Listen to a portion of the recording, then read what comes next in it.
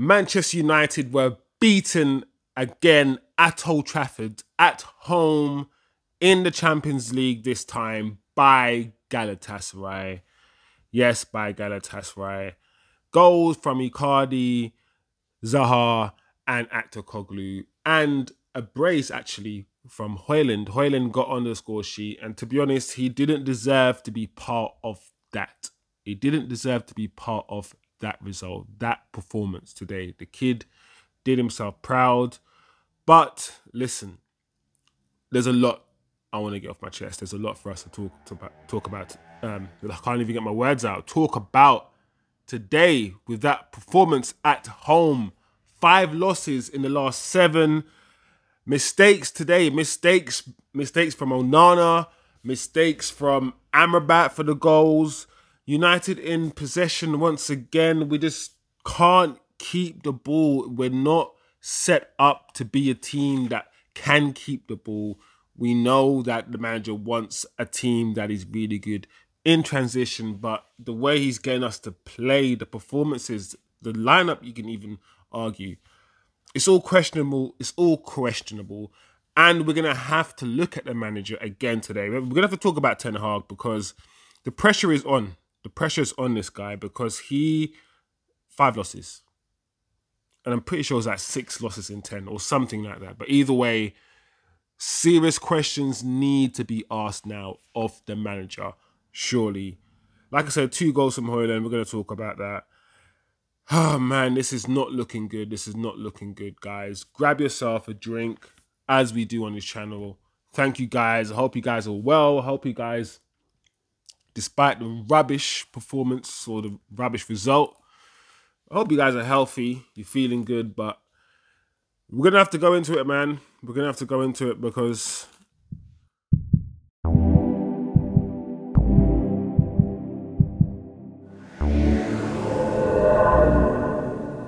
if you're not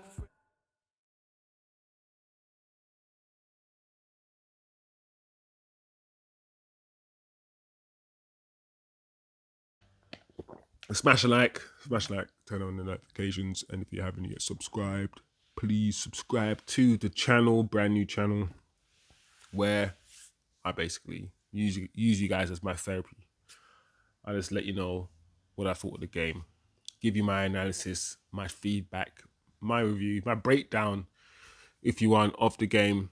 And, you know, we have some communication going. Of course, if the channel grows, which, of course, that's the whole purpose of the channel, we can expand, start doing shows, bring people on the channel, start having conversations, and so on and so forth. So that is the goal for this channel, to build another community of diverse and critical thought with regards to football.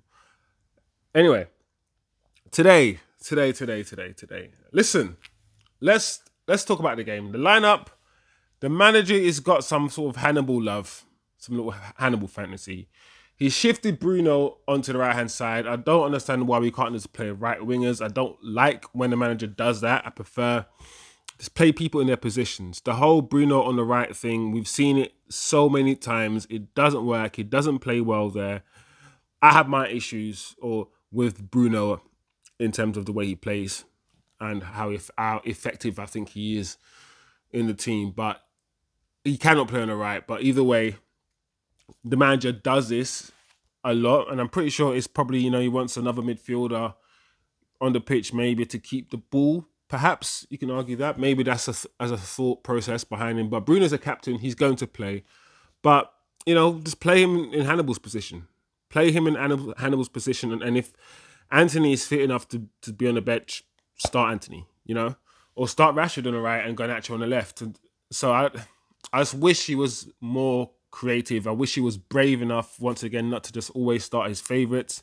Rashford and Bruno, I have been speaking about those two in tandem because I feel like those two are players that, in my opinion, can play badly game after game and not get the same criticism as other players are.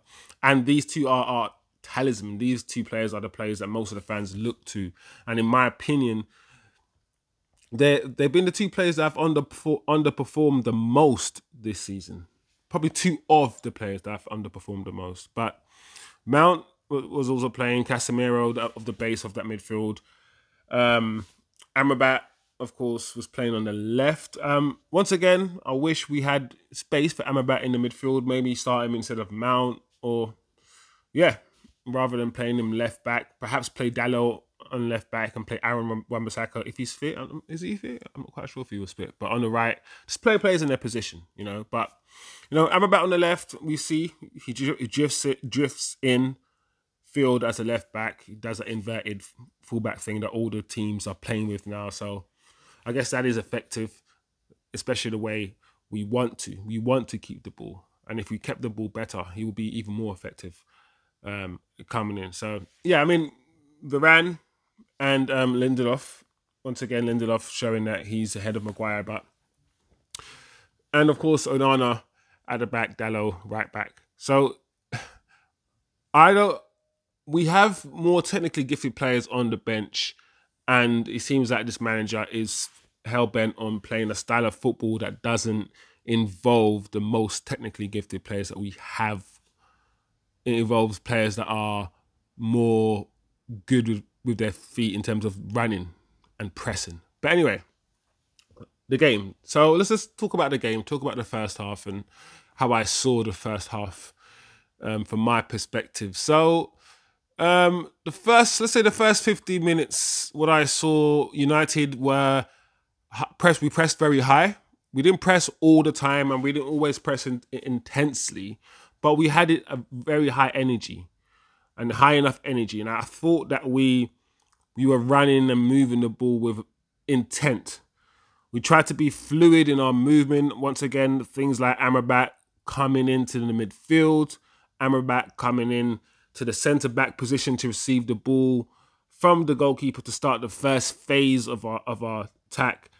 You know, we saw Lindelof and Varane move around, Casemiro also move around the pitch. So it's, apart from maybe the front players who are probably less fluid, in the first 15 minutes, I saw a lot of movement and fluidity within the back players and the midfield players.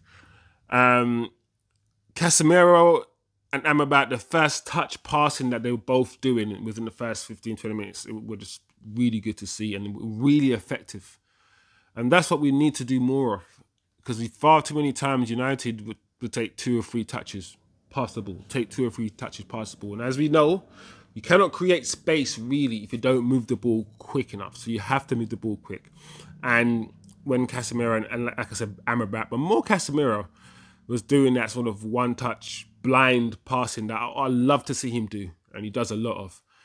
Yeah, it was really effective for us in the first, in the middle phase. But, however, despite our relative control, I say relative control because I don't think we're still in control, but our relatively decent possession of the ball and opportunities created, we didn't actually create a chance. No, we created like an opening, but we didn't execute, or we didn't do the final pass, or we're a bit too slow, or whatever it was. We were just a bit clueless in the final third. But that being said, we did score very early on. It was 16 minutes, and interestingly enough, it was a goal from Hujland, and it was a cross from Rashford. And this is what I'm talking about. When Rashford plays on the right-hand side, he's forced to almost cross the ball. He's forced to pass the ball because he doesn't really want to come into field and shoot. He's not comfortable.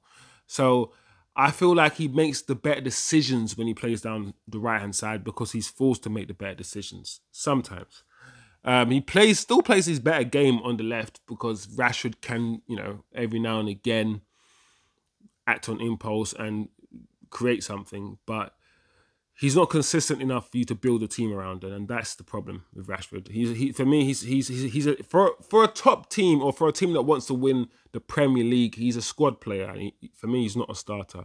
However, I like the fact that he, like I said, he crossed the ball on his right foot, and the header from Hujland. I mean, he literally just put it beautifully on Hojland's forehead. Like, he couldn't miss. He couldn't miss at all. I mean, I guess he could, but yeah, I mean, it was literally a perfect cross. So yeah, I mean, you know, the thing is, that's an assist for Rashford. Rashford didn't have a good game today.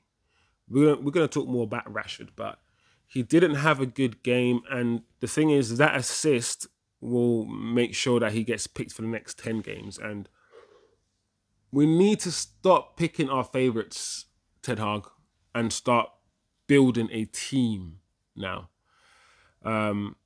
But yeah, Galatasaray were just leaving spaces for our midfield. And at that stage, or at this stage, I thought to myself, do you know what?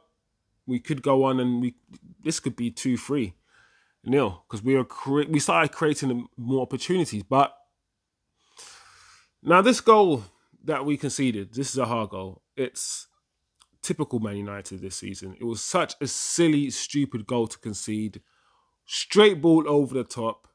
Dalot, where was the strength? It was, I don't even know what to say. The defending was just so poor. And yeah, it's such a silly goal to concede, and it's just crap. I don't even know what to say. I don't even know how to analyze it. It was just rubbish. You hoofed the ball bounced. Just like headed the ball. Thing is, that was Vidic or anyone else back in the day. They probably wouldn't have let it bounce. Or the second bounce, he would have headed it. The fact that... Anyway. Yeah, Dalot. It wasn't good. It wasn't good. It wasn't good defending at all. But after that goal, there were no other, there was no other goals in the first half. The first half ended 1-1. But I don't know, the way I saw the first half was that United couldn't get any form of control of the game. In possession, we just forced it all the time. And I think that is Ten Hag. I mean, Ten Hag wants to be the best transition team in the world, but we just don't. We still are not good at keeping the ball and rotating the ball. And probing and waiting for our opportunity. We're still not good at that. And for me, we didn't really have the players on the pitch to do that. The Mason Mount, the Hannibals, the high press, high energy players, rather than the Erikssens who can do that. So I think the manager needs to know what he wants, and what type of football clearly he does. But it's just not for me. It's not for me at all. But this is the way Ten Hag wants to play. He wants to play this way, and these are the players that he wants to play. Mason Mount had a few shots, you know, from a few pullbacks. But other than that, I didn't really notice. Mason Mount doesn't do anything flash. He keeps things ticking in a steady way, which means he goes through the games unnoticed. But I really need more from him. I really do. Bruno in the first half, I didn't notice him at all. Apart from the fact that he takes set pieces.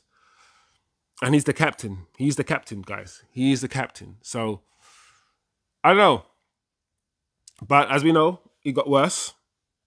Eriksson did finally come on for Hannibal in the second half. So the manager finally made a decision to, I guess, give more control. Yeah, because that's what you'll get. Hannibal, not so much control. Eriksson, come on straight away. The way he was passing the ball, the way sometimes he would take his time and wait, or sometimes he would just make a first-time pass, the way he would just know when to do it and when not to do it. Control. And that's what I'm talking about. Those sort of players who just know how to control a football match. So straight away, you just notice that quality about Eriksson. A very good chance that we had. And once again, this chance that we created was that ball. The ball from Eriksson to Rashford was just a beautiful pass. Beautiful pass. But Rashford squared it, or he tried to square it to Bruno. This was around the 53rd minute. And I think the commentator was saying that Rashford should have shot. He shouldn't have squared it. And I'm like, I kind of understand that perspective. I do. But I still think he was right to square it. I just think the pass was not good. The pass should have been maybe a yard ahead of him. If you're going to pass it that slow, it needs to be a yard in front of Bruno. Or add a bit more weight to the pass so he gets to him. Either way. I don't think he executed. I think the pass wasn't an easiest pass to make. But he still could have made that pass. So, yeah, I don't know. But these are the fine margins. These are the fine margins, as you always, would say in any sport, to be honest. You miss these chances. Hujland had an offside goal, I think, as well, before he actually scored his goal. And, okay, this is when things started to get interesting. Around the 60th minute, when sub starts, I think we brought on Garnacho for Rashford. And Hujland scored his second goal. And that goal showcased his speed and his finishing ability. And I always say there's a difference between having a good shot and being a good finisher, right? Being a good finisher means you have different ways to finish, i.e., when you need to, you dink the goalkeeper. When you need to, you volley it. When you need to, you header it.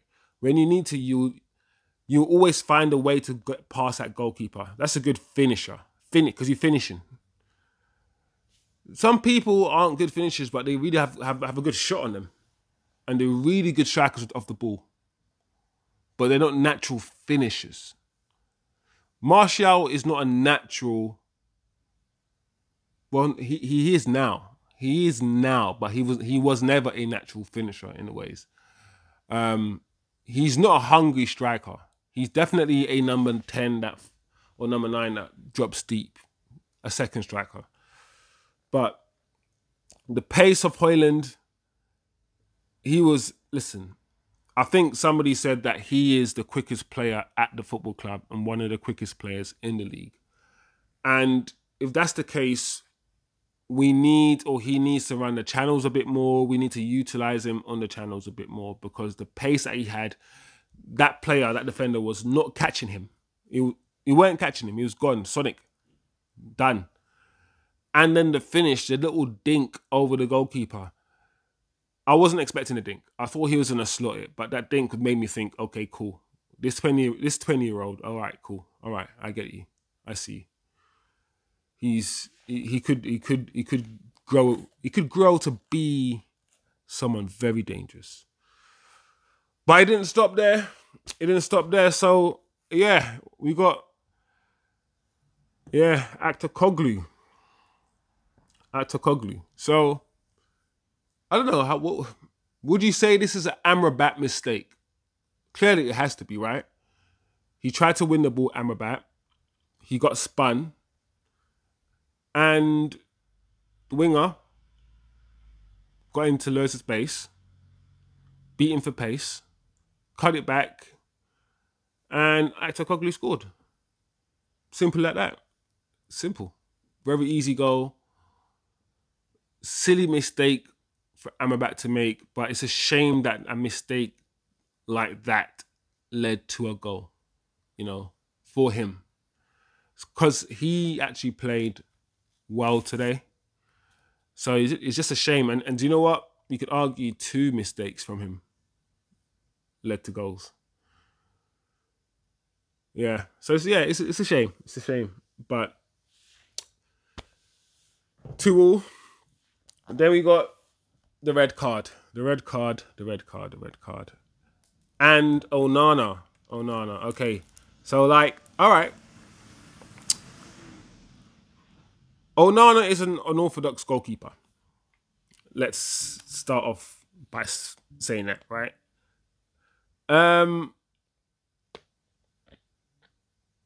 He worries me because not only is he unorthodox, like the thing that you're really good at, which is kicking, you're trying to not be good at. So don't mess up.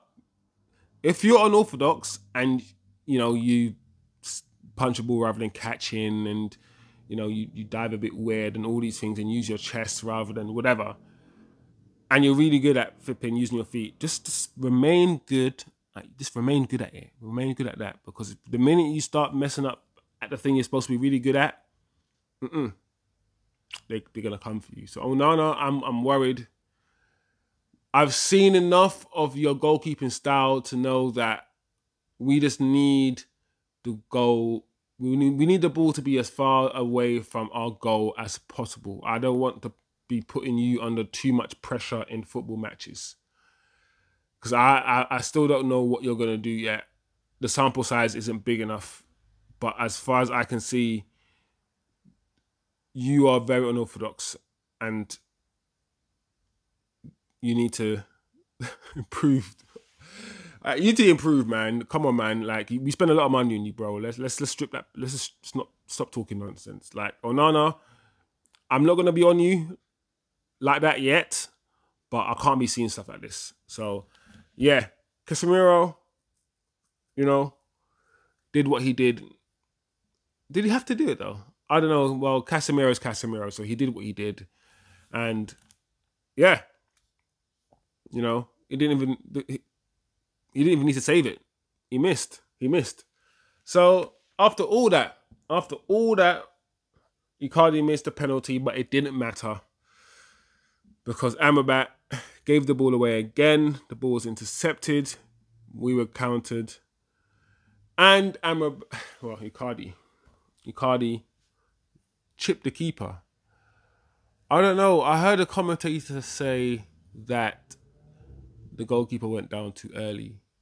Maybe, but come on, he was through on goal. He was probably going to score anyway. Can't blame the goalkeeper for that goal. But yeah. The manager,